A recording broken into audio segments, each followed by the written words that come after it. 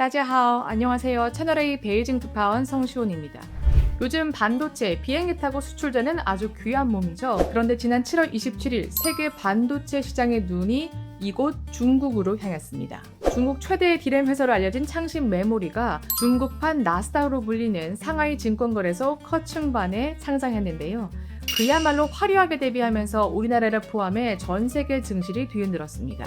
반도체 제조에 필요한 특정 소재, 부품, 장비들 미국이 중국으로 수출 못하게 딱 막아버리니까 중국 정부와 창신 메모리 우리가 그러면 직접 만들겠다.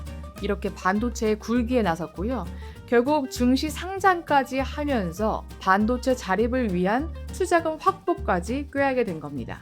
어떻게 이렇게 짧은 시간에 발전했을까요? 또 우리나라가 아니었다면, 삼성전자가 아니었다면 지금의 창신 메모리는 없었을 것이다. 이런 얘기도 나오는데 왜일까요? 지금부터 살펴보겠습니다. 종목 번호 688825 상장 첫날 그야말로 주가가 466% 급등했습니다. 이날 시총이 2조 2,771억 원, 무려 707조 원 가까이 기록하면서 중국 본토 증시 상장사 약 5,500개 가운데 1위에 단숨에 올랐는데요. 그러면 창신 메모리는 어떤 회사일까요? 중국 내에서 디램을 직접 설계하고 생산까지 하는 유일한 기업인데요. 창신 메모리 상장 이후에 글로벌 디램 3대장이죠. 삼성전자, SK하이닉스, 마이크론의 주가가 영 신통치 않았습니다. 창신 메모리는 이들과 비교해서 기술 수준이 뒤떨어진다는데 왜 세계는 주목하고 긴장하는 걸까요?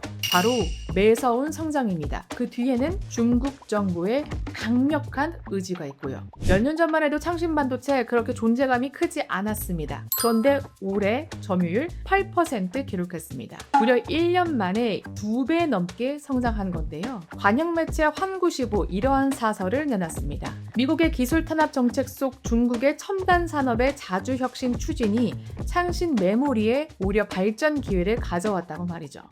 我们长期依赖进口，那么现在未来的智能手表的厂商、手机的厂商、电脑服务器的厂商，可能更多的能用到国产的内存芯片。那么对于行业而言，我们的供应链的安全性就得到大大的。 이를 보여주듯이 창신 메모리 지금도 곳곳에 공장을 추가 건립하고 있습니다.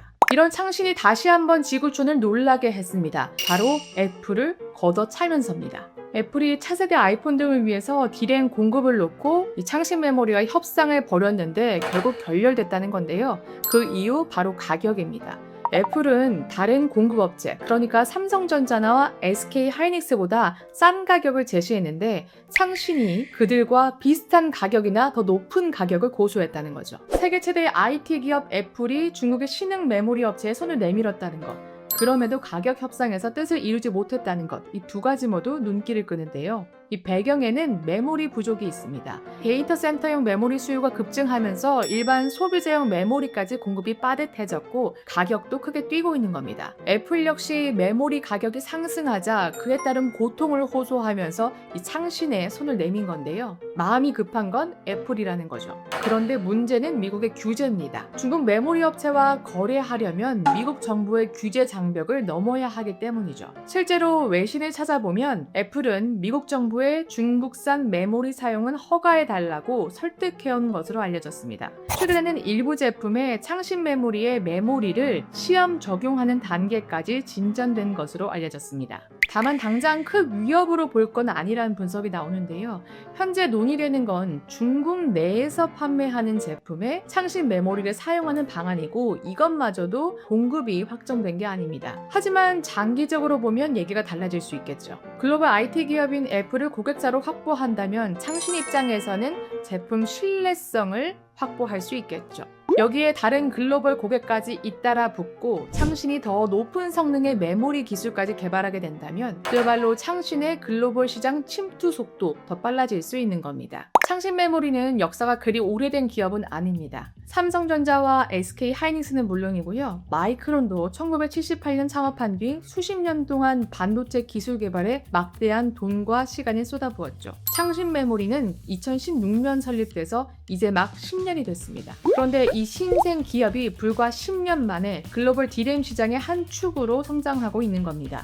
그렇다면 창신 메모리는 어떻게 이런 빠른 성장이 가능했을까요? 중국 유일의 디램 반도체 회사가 국내 회사의 10나노대 디램 공정 기술을 불법 유출한 범행은 물론 유출된 기술을 부정 사용하여 중국 현지에서 최종 양산에까지 나아간 범행의 전모를 규명하였습니다. 여기서 중국 유일의 디램 반도체 회사 창신메모리고요. 국내 기업은 바로 삼성전자입니다. 삼성전자의 디램 기술이 창신메모리로 건너간 건데요. 당시 검찰 수사의 결과를 보면 최소 10명이 가담했다고 합니다. 당시 삼성전자 디램 핵심 연구원이었던 A씨, 틈만 나면 컴퓨터 앞에 앉아서 무엇인가를 열심히 적었다는데요. 바로 세계 유일의 10나노대 디램 공정 기술입니다. 삼성전자가 5년간 1조 6천억 원을 투입해 개발한 핵심 정보죠. 파일을 복사하거나 USB를 꽂아서 가져가면 그야말로 회사에 적발되니 일일이 손으로 쓰는 방법을 택한 겁니다. 600개가 넘는 공정 절차를요. 그리고 이 수첩 먼저 창신 메모리로 건너간 동료들에게 전달됐고 중국 현지 장비에 맞춰서 D램이 개발되기 시작하죠. 검찰 조사 결과 창신 메모리는 SK 하이닉스 출신 직원들이 근무 중인 협력 업체에도 손을 뻗어서 반도체 장비를 사주는 대가로 SK 하이닉스의 핵심 기술도 빼돌렸다고 합니다. 당시 검찰은 창신 메모리가 2016년 5월 설립 직후부터 삼성전자의 핵심 인력과 기술 정보 확보를 계획한 사실이 확인됐다고 밝혔습니다.